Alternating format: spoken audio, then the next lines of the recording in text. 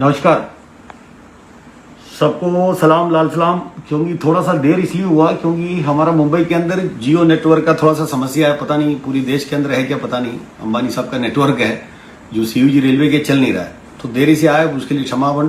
सबसे पहले काफी समय हुआ, कोविड का काल चल रहा है, कोरोना काल चल रहा है। 2020 से लेके 2020 के अंदर कई बार आप लोगों से संबोधित किया था। उसके बाद में 2021 में फेसबुक लाइव में हम आए नहीं है, लेकिन आज हमने सोचा कि आना जरूरी है। हमारा जो आम बजट है भारत के अंदर वो भी आए हैं।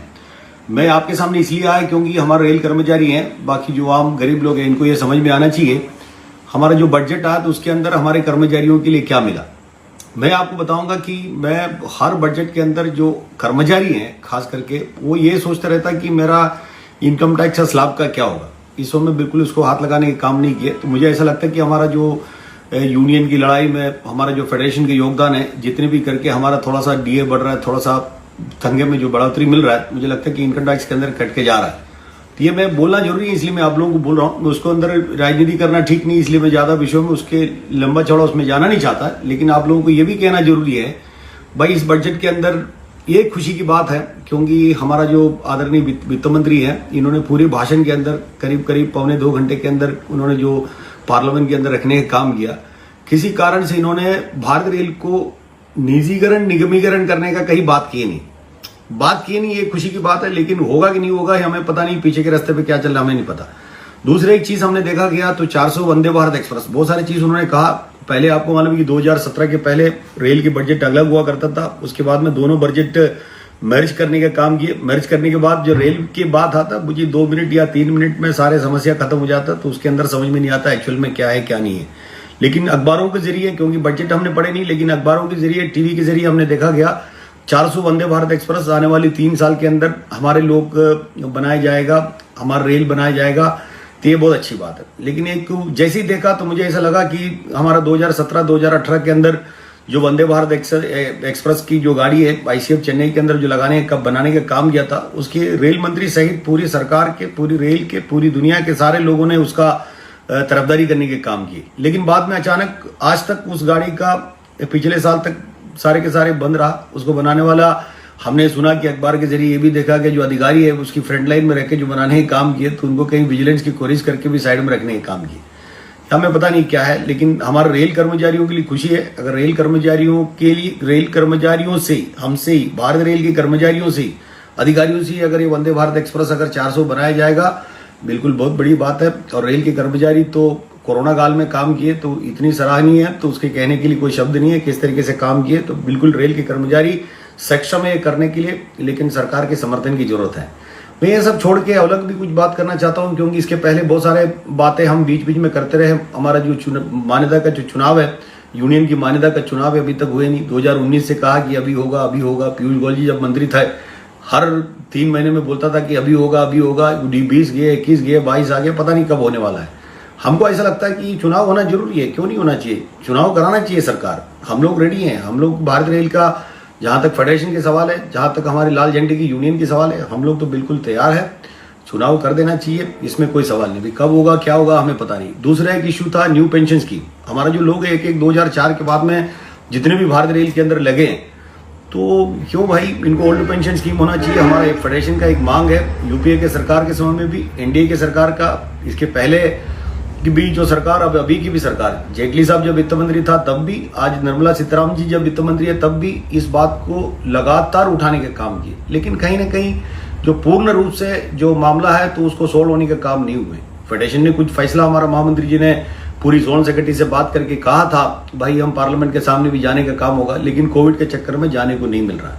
दूसरा, बार बार आपको देखने को मिलता है एक लार्जेसी था वो बंद होने का काम किया। बंद क्यों हुआ? तो कोर्ट के तरफ दिखाने के, बात बताने के काम करते, हमें पता नहीं किस बात के लिए। दूसरा, आप देखा गया कुछ दिन पहले, क्योंकि कुछ रेल का भर्तियों को लेके बिहार के अंदर जिस तरीके से आंदोलन हुआ, बेरोजगारी है, बच्चों को पढ़ाई लिखाई करने के बाद एग्जाम नोटिफिकेशन आया तो उसके फॉर्म भर के बैठे हुए तैयारी करके 3 साल से एग्जाम नहीं हुए, तो वो जिस तरीके से गुस्सा करके जो सड़क पे आया वो आप लोगों ने देखा होगा।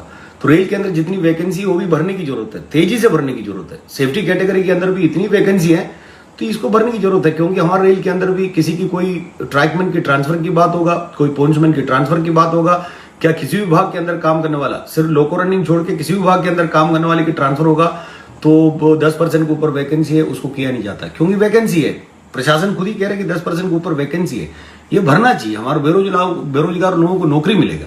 तीसरा एक सवाल आपने देखा कि एक्ट अप्रेंटिस की भी बच्चे लोग हैं, ये हमारा फेडरेशन का एक इशू रहा। हमेशा हमारा आदरणीय महामंत्री शिवपाल मिश्रा जी इस बात को लेकर सीआरबी से, रेल मंत्री से, सारे लोगों से हर समय में बात करते हैं, है ना। ये एक्ट अप्रेंटिस की बच्चों को लेना चाहिए। 20% की भी बात किया कि पहले के जमाने में जो ले रहा था उस तरीके से लेना चाहिए, लेकिन कुछ दिन पहले सरकार की तरफ से भी एक नोटिस आ गया, तो इसको उस तरीके से लिया नहीं जा सकता। लेकिन हमारा व्यक्तिगत राय आपके सामने रख सकते हैं। एक्ट अप्रेंटिस की जो बच्चे हैं रेल के अंदर उन्होंने प्रैक्टिस की है, एक साल 2 साल वर्कशॉप के अंदर, कारखाने के अंदर, सीएनडब्ल्यू के अंदर, लोकोशेड के अंदर, कारशेड के अंदर, सब करने के बाद उनके पास एक्सपीरियंस है, साथ साथ में एनसीटीवीटी की सर्टिफिकेट भी है, तो उनको लेने में रेल के लिए आसान होगा। तो क्योंकि उनको परिचित है सेक्शन के अंदर, डिपार्टमेंट के अंदर उन्होंने काम किए हुए, लेने में कोई मुश्किल नहीं पड़ना चाहिए। लेकिन अब ये सरकार के सवाल है, हम लोगों ने हर जगह में, हमारा आदरणीय महामंत्री जी को भी ये कहा, जो एक्ट अप्रेंटिस की मामला है, एनपीएस की मामला है, हमारा जो वैकेंसी भरने की मामला है, हमारे सेफ्टी कैटेगरी को लेके जो मामला है, ये सारे मामलों को लेके आंदोलन की रूपरेखा तैयार करना चाहिए। और जहां तक एनआरएमई की सवाल है, सेंट्रल रेलवे की सवाल है, तो हम आपके साथ है, कोई सवाल नहीं। एक बार आप आदेश दिया, बिल्कुल पीछे की तरफ मुड़ के देखने का कोई सवाल नहीं। हम फेडरेशन के साथ में, फेडरेशन के आदेश के अनुसार हम लोग आगे काम करेंगे, इसमें कोई सवाल नहीं। कहने के लिए बहुत सारे भाव के बारे में कह सकता हूँ भाई। एक तो मैं लेट आया, इसलिए मैं ज्यादा आप लोगों को बोर नहीं करना चाहता, लेकिन एक्ट अप्रेंटिस के लोगों को मैं एक चीज कहता हूँ, तो आप लोग कुछ भी है ना, न्यूज को फैलाइएगा नहीं, है ना, क्योंकि आप लोग कुछ भी मूवमेंट करेगा तो सब लोग, क्योंकि एक बार आप मुंबई के अंदर जिस तरीके से माटंगा के अंदर बंद हुआ, कहीं ना कहीं धोखाबाजी तरीके से हुआ। देखो, हम लोग मान्यता प्राप्त यूनियन के लोग हैं, हमारा जो फेडरेशन के महामंत्री अगर कोई चीज करना है तो नोटिस देता है, हम लोग अगर कोई प्रोटेस्ट करना होगा तो जीएम को नोटिस देता है, इंटेलिजेंस विभाग को नोटिस देता है, आरपीएफ इंटेलिजेंस को नोटिस देता है, सारे लोगों को बोलने के बाद, क्योंकि हमारा कोई किसी से लड़ाई नहीं है, हमारी मांग को रखने के लिए हमारा अधिकार है। संविधान में भारत रत्न डॉक्टर बाबा साहेब अम्बेडकर ने बना के दिए हुए संविधान के अंदर दिए हुए अधिकार को इस्तेमाल करते हैं, हम किसी से लड़ाई नहीं करता है। तो एक्ट अप्रेंटिस की जो बच्चे हैं, तो इनसे मैं कहता हूं भाई, कुछ भी मैसेजेस को कहीं भी मत घुमाइएगा। हर दिन पुलिस के लोग, आरपीएफ के लोग हमको पूछते हैं कि एक्ट अप्रेंटिस की कोई आंदोलन होने वाला क्या। हम बोला हमें तो कुछ पता नहीं, हमारा कोई जानकारी है ही नहीं। और एक्ट अप्रेंटिस का मामला केवल मध्य रेल की नहीं है, ये भारत रेल का है। अगर कोई एक्ट अप्रेंटिस को लेकर कोई कार्यक्रम करना होगा, कोई प्रोटेस्ट करना होगा, तो एआरएफ के महामंत्री फैसला करेंगे।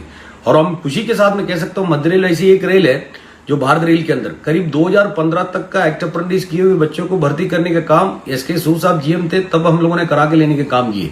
बाकी सब रेलवे के अंदर, वेस्टर्न रेलवे से लेके बाकी बहुत सारे रेलवे के अंदर मुझे लगता है कि 2010 तक की एक्ट अप्रेंटिस किए हुए लोगों के बच्चे को नौकरी पे लिए। इसलिए मैं एक्ट अप्रेंटिस के बच्चे हैं, नौकरी की जरूरत है, लेकिन किसी के भी कहने पर कहीं भी मत जाइएगा, या किसी भी है ना गलत तरीके से न्यूज मत फैलाइएगा।